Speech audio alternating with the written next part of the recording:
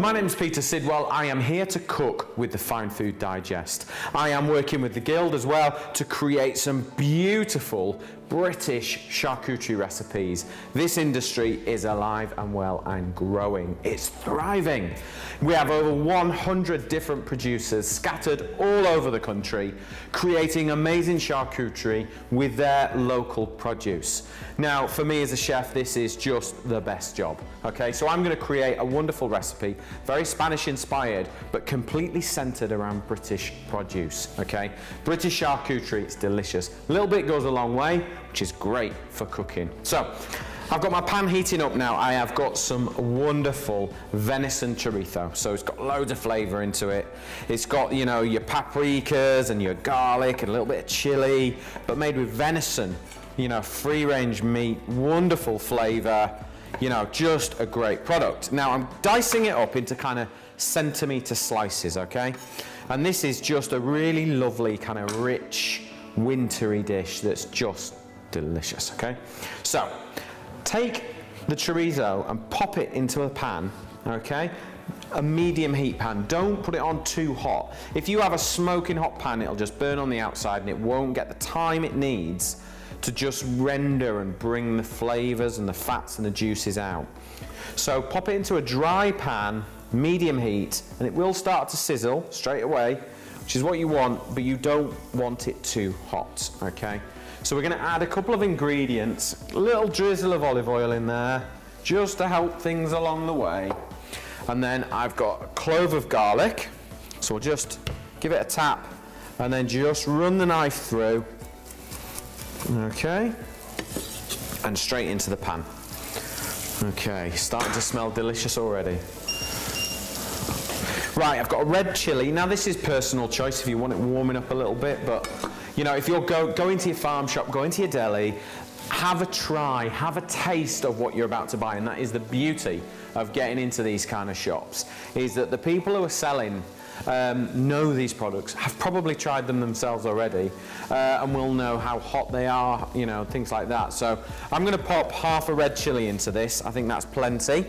I'm just going to unfold the chili and get the pith and the seeds out, because I don't want it too hot. I just want a bit more warmth. So we'll chop it into nice fine matchsticks, turn it round, and chop it into a nice fine dice. You can always add more chili if you want to, so kind of, you know, go sparingly, add a bit in, and then add more if you want it. Okay, so in it goes. Lovely, love fresh chili. Smells delicious. So we're just gonna shake the pan a little bit, and you can start to smell the smoked paprikas coming out straight away. Right, I'm gonna add some red onion, okay? So we're just gonna slice it, and we're gonna dice this really fine, because actually this is gonna be ready in 10 minutes. It's not a really long, slow cook. So if you chop the onions nice and fine, it'll cook at the same time. If you chop big chunks, it'll take ages. So cut your onions according to your time. So nice and finely shredded. There we go. And then straight into the pan. And this is going to add a little bit of moisture straight away. That's why we got in with the frying process first. So let's give this a nice stir round.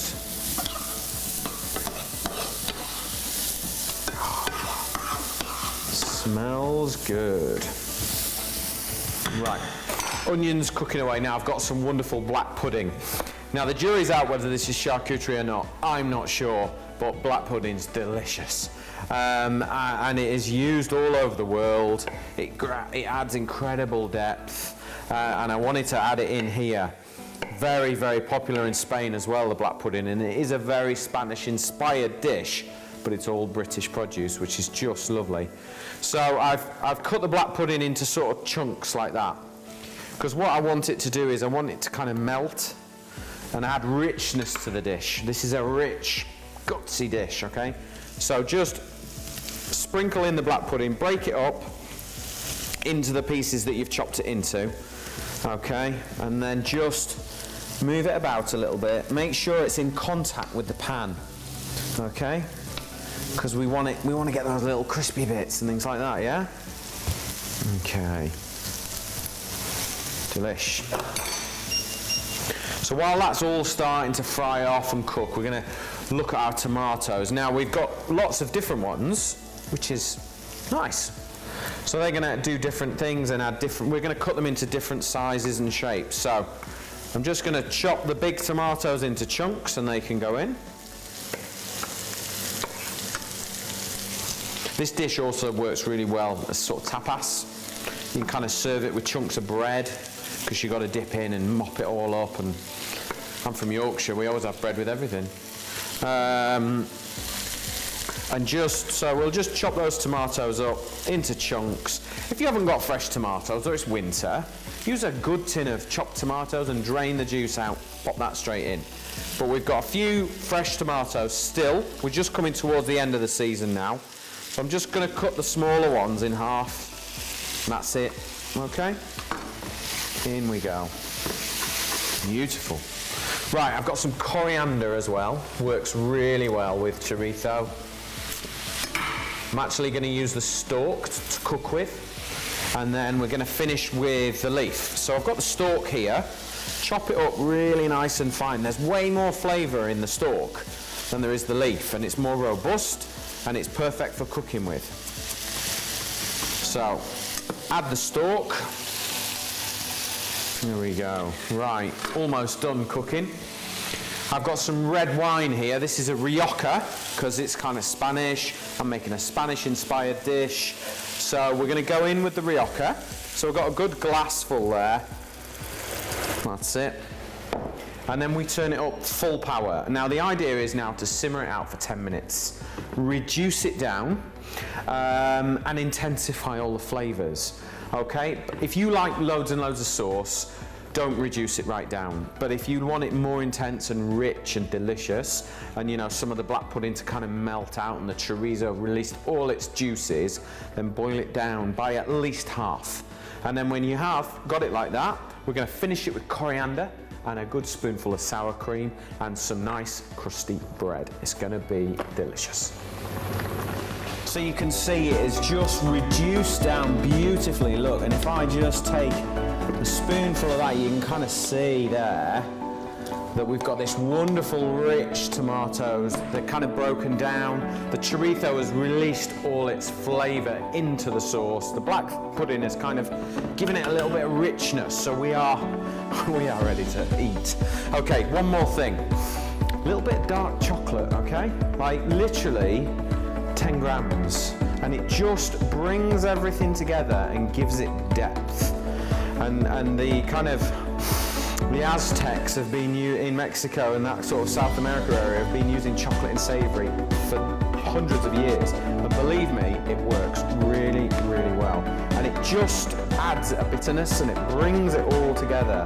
And now you can see it's less like a tomato sauce, and now it's just kind of rich and deep and delicious. So if I just spoon this in here, but you can see the chocolate has it's just brought it all together beautifully, and it works so well. And now we're just going to pop it into a nice little tapas dish, get a little bit of everything. Oh, that chorizo looks amazing. This is what I love about the British charcuterie scene at the moment. There's just so much character and so much flavour in all the products that you use. There we go. So we've got a lovely spoonful of that there. And then I'm just going to take a few little pieces of coriander, not too much, because I don't want it to all taste of coriander, but I know it just adds a little bit of freshness. And then sour cream just finishes it beautifully. Okay, and just sit that on top there. There we go. And I will just grab a plate, pop that on there, and we'll just cut up some nice chunks of crispy bread. That's all it needs, this. Just give that a lovely little drizzle there, just a tiny little bit of olive oil, just for that silky sort of finish.